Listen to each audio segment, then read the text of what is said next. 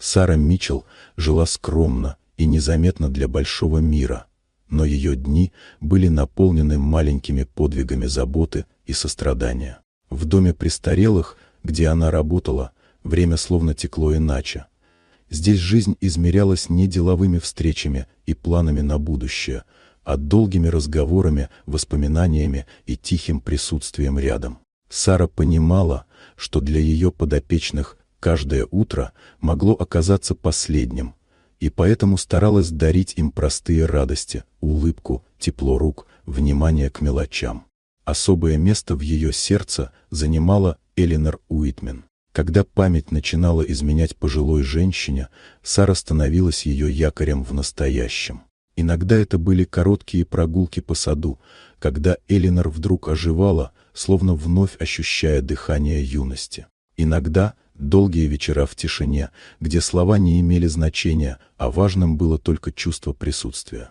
Дэвид Уитмен, сын Эленор, вначале смотрел на Сару с недоверием. В его мире не существовало места для слабости.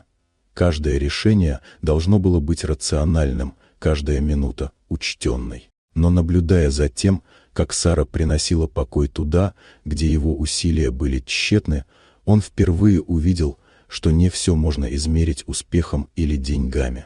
Со временем Дэвид начал меняться. Вечера, когда он сидел рядом с матерью, перестали быть обязанностью, они становились редкими островками подлинной близости.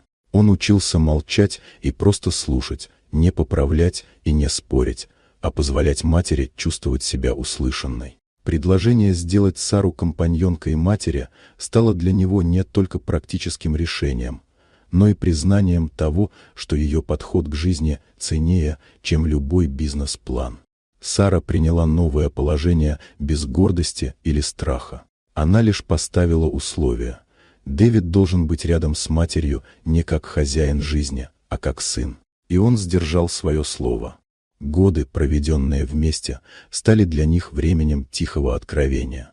Когда Эленор покинула этот мир, ее уход был мягким, словно долгий сон, окруженный любовью и вниманием.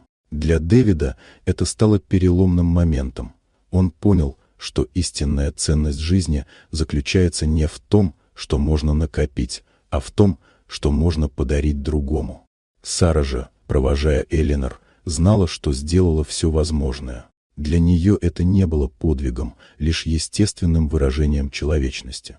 Самым большим ее подарком было то, что в последние годы женщина, когда-то потерянная в тумане памяти, жила с ощущением покоя и нужности.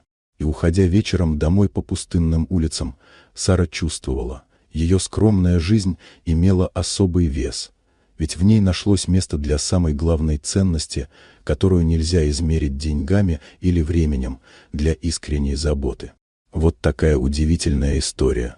Дорогие друзья, если вам понравилось видео, поставьте лайк, а также подписывайтесь на канал, впереди еще много интересного.